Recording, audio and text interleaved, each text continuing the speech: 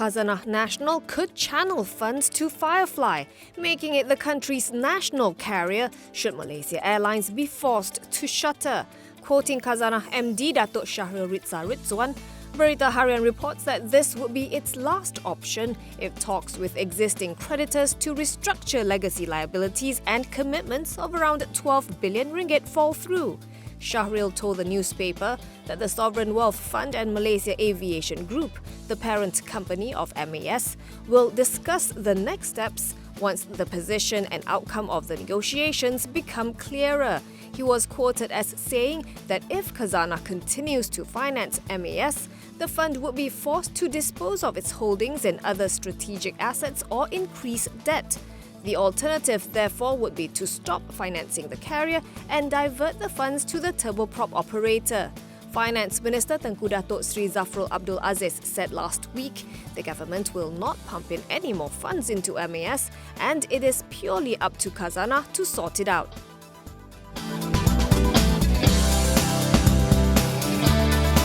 Bank Negara Malaysia believes most households can withstand extreme equity market shock, equivalent to that experienced during the Asian financial crisis.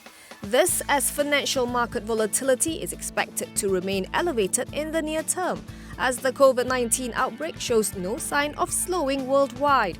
According to BNM's Financial Stability Review for the first half of 2020 released today, the market saw a significant increase in retail participation in the first half, with individual investors purchasing a total of 113.1 billion ringgit worth of listed shares. However, the investments were funded by excess cash reserves, it said, and loans for purchase of shares remain low, accounting for just 0.5% of overall household debt and 0.6% of bank lending to households.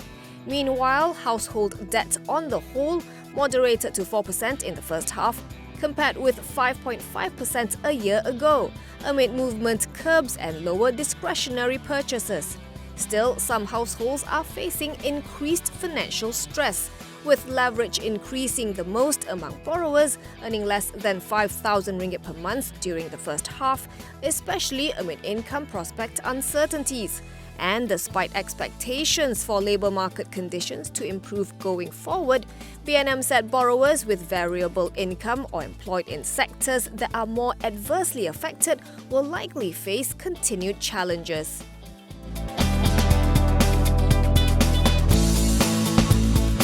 Bank Negara Malaysia says the actual impact of the COVID-19 pandemic on lenders will be subject to uncertainty and that their solvency over the next 12 to 18 months will depend on multiple factors, including the pace of the Malaysian and regional economic recovery, besides initiatives taken to support viable borrowers. It will also depend on banks' move to shore up capital buffers and additional policy intervention to support economic recovery.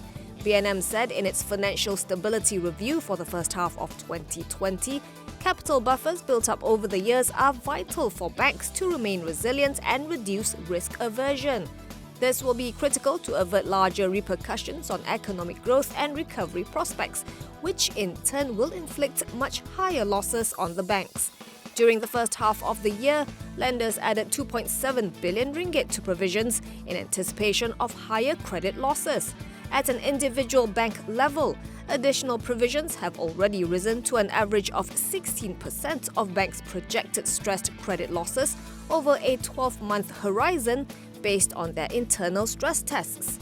And provisions could increase further as banks obtain greater visibility on credit developments. According to the central bank, banks' credit costs could rise to 29 billion ringgit in 2020 and 2021.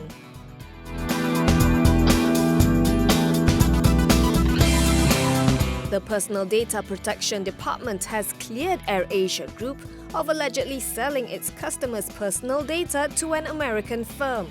According to a Bernama report, the MCMC agency said it had received an explanation from AirAsia regarding a media report on the matter. It was quoted as saying that there is no issue of leakage and sale of personal data, and the agency is satisfied with the explanation given by the carrier. It also stressed that the sale of personal data is an offence under Section 130 of the Personal Data Protection Act, which provides for a maximum fine of 500,000 ringgit and jail time of up to 3 years or both upon conviction. AirAsia Group CEO Tan Sri Tony Fernandez was recently quoted as saying that a US firm was willing to loan the group up to $1 billion or 4.15 billion ringgit based on the data of its customers it has accumulated from its business over the years. This raised concerns among AirAsia customers about the security of their personal data.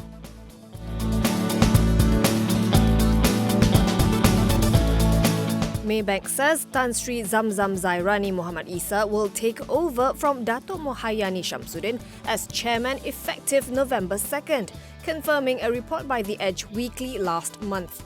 In an email statement, the lender said Mohyani is retiring on November 1st after 9 years on the bank's board. She was appointed as director of Maybank in August 2011 before being named its first ever female chairman in April 2017. Maybank Group President and CEO Dato' Abdul Farid Alias said the board and management are grateful to Mohyani for her guidance over the past 9 years. Farid also welcomed the appointment of Zamzam Zairani, whom he said comes with extensive understanding of the corporate sector and brings great insights, particularly in the technology space, which is critical to Maybank's future growth and success.